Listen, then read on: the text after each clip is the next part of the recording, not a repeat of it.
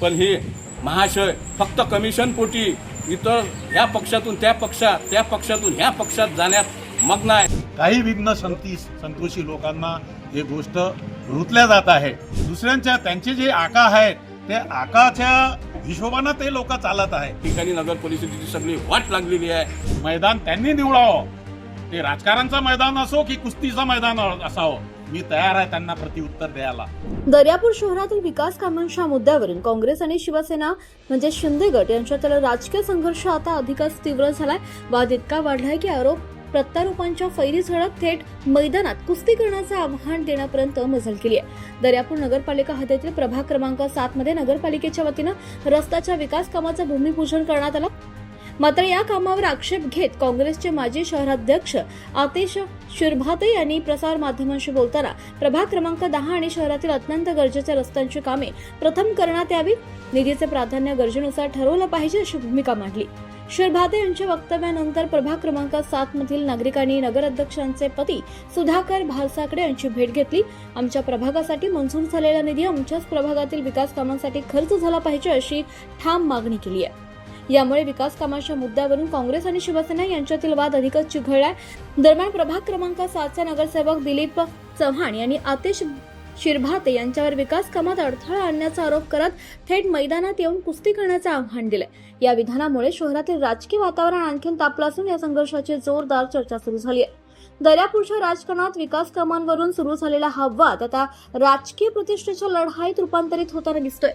पुढे हा संघर्ष कोणते नवे वळण घेतो याकडे शहरवासियांसह राजकीय वर्तुळाचं लक्ष लागलंय। नगर परिषदचे महाशय फक्त कमिशन बाजीच्या रूपानं त्या ठिकाणी दुर्लक्षित करू अशा प्रकारचे जनतेची दिशाभूल करत आहे।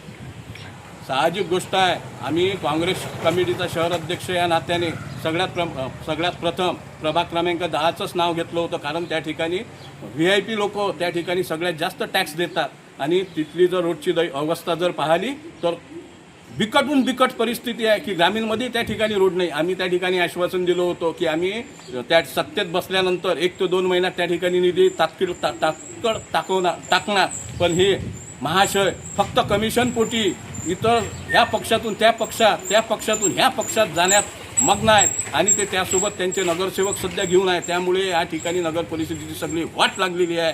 मी दर्यापूर शहर काँग्रेसचाच एक कार्यकर्ता म्हणून यांचा निषेध करतो। क्रमांक 7 मध्ये जो भोच्या माध्यमातून जो निधी आला आहे तो निधी मी श्यामभाऊ मालपानी यांच्या घरापासून तर राजूभाऊ मावरे यांच्या घरापर्यंत आणि राजूभाऊ मावरे यांच्या घरापासून तर सरळ लहान पुलापर्यंत 45 लाख रुपयांचा काँक्रीट रोड आहे। काही विघ्न संतोषी लोकांना हे गोष्ट रुतल्या जात आहे। तर काहीतरी करावं की बा चांगला रोड आहे। आता तुम्ही फक्त आता पत्रकार म्हणून नाही, एक सामान्य नागरिक म्हणून हा रोडची अवस्था बघा की पाण्यामध्ये या रोडपासून जाता येत नाही लोकांना आणि हा महत्त्वाचा रोड आहे। या महत्त्वाचा रोड बनला पाहिजे, त्या हेतूनं आम्ही हा निधी खेचून आणला आणि हा रोड भूमिपूजन केलेला आहे। त्या लोकांना आवडत नाही, ते दुसऱ्यांच्या त्यांचे जे आका आहेत ते आकाच्या हिशोबाने ते लोक चालत आहे। जर त्यांनी लोकांच्या जनहिताचं नुकसान केलं तर माझं त्यांना आव्हान आहे की त्यांनी मैदान त्यांनी निवडावं, ते राजकारणचं मैदान असो की कुस्तीचं मैदान असावं, मी तयार आहे त्यांना प्रतिउत्तर द्यायला। कारण की माझी मायबाप माझे दैवत हे जनता जनार्दन आहे, यांच्या भरोशावर मी आजपर्यंत निवडून आलेलो आहे। इथे या प्रभागामध्ये या लोकांचे काम करण्यात मी कटिबद्ध राहील, हे मी आजच्या प्रसंगी भाऊच्या नेतृत्वात